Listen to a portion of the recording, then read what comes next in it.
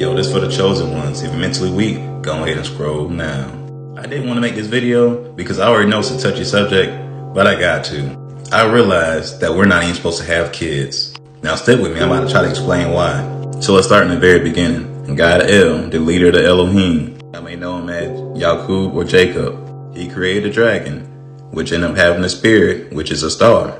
And the name of the star is Neptune. So Neptune is the first creation of the underworld. But notice to the top, it has the sun, the moon, and earth. The sun is positive energy, the moon is negative energy, and earth is pure energy. So notice Neptune had an upside down moon and the symbol of earth, meaning he is powered by the moon. So the second creation is Mars. He's earth and the sun. He's powered by the sun.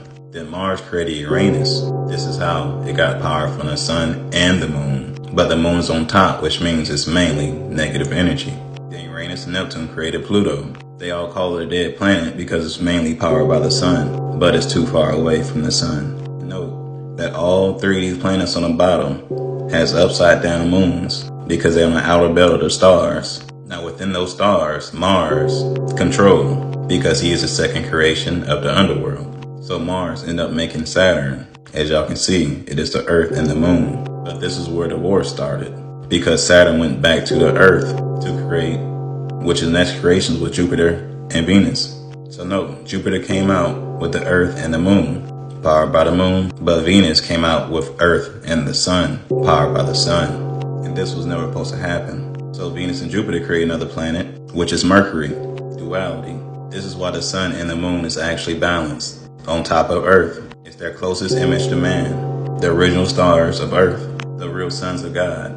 So Uranus and Neptune is separated by a belt of stars. So this is why they run the United Nations. The UN really mean Uranus and Neptune. If you look closely, obviously that's the flat earth map. If you look a little closer, you'll see them leaves are actually a pitchfork. They're a symbol.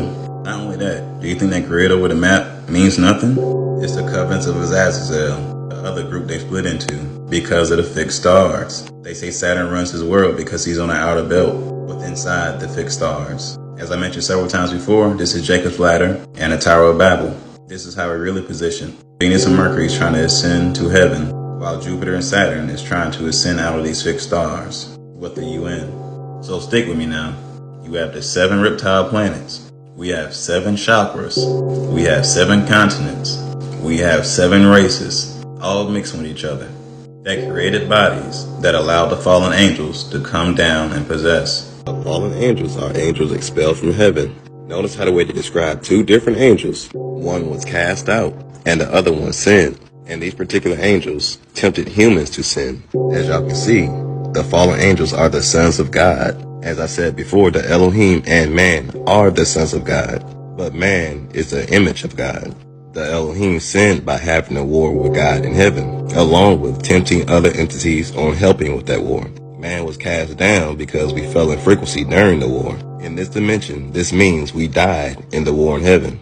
This is why they created the straw man and corporations, because they are considered dead entities.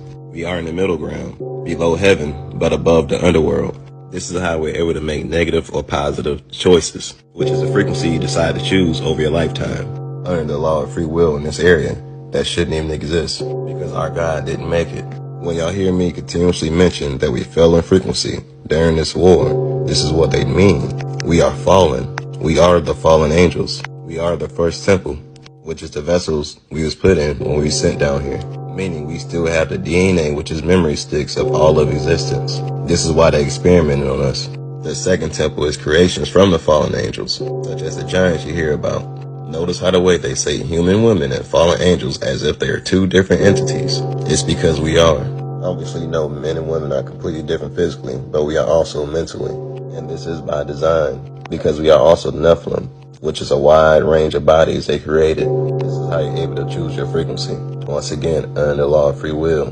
But the thing here is, woman has a larger lizard and mammal brain compared to a human brain. This is why women are more emotional and men are more logical. The thing about this is you can work on making your brain stronger on either side. This is why they work so hard on keeping the father out of the picture. Because it removes logic, which is God's voice that leads to peace and order to all, no matter how he's feeling. So without that, Somebody is controlling their emotions. And this modern day is TV, social media, and we know who controls that. This is why things are so negative, because they created these bodies and they're steering our frequencies. Alright, back to this. Alright, so you see the destroyed bodies, the souls that survive, it still roams Earth as demons. And as I told y'all before, demons are parasites. It's their punishment to get demoted back to 2D. So things that only have a soul always have to exist physically, while we have a spirit, so we don't have to exist physically. Now I want y'all to notice how the way they say the sins of the fallen angels occurred before human history. And they mean the Elohim, the war against God in heaven, which caused us to fall into their territory, which eventually led to us mating with them because of their ability to shapeshift. They say there's 2 verses in the Quran that possibly may support the fallen angels. So 1649, they say all living creatures, meaning from all planets and all angels in the heavens and on earth, were bound to the bodies. And 666, out of all numbers, guard yourself against kindred, against fire, whose fuel is human beings and stones. That kind of clearly says their fuel is human beings. Stones can be elements, which we are also. And we all should know this is the real reason racism exists, because we are the original fallen angels. So just take a wild guess at who the GOAT could be. It's also light bearer, male and female, as in duality.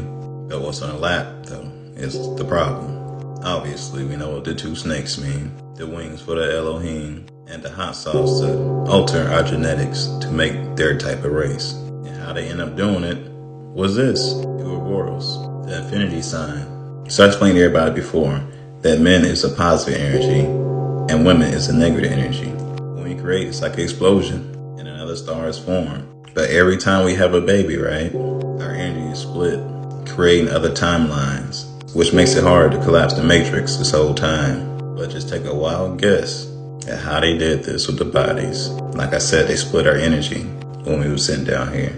Now, what does that look like on a woman? And the tail goes in. They got us trapping ourselves in all types of levels.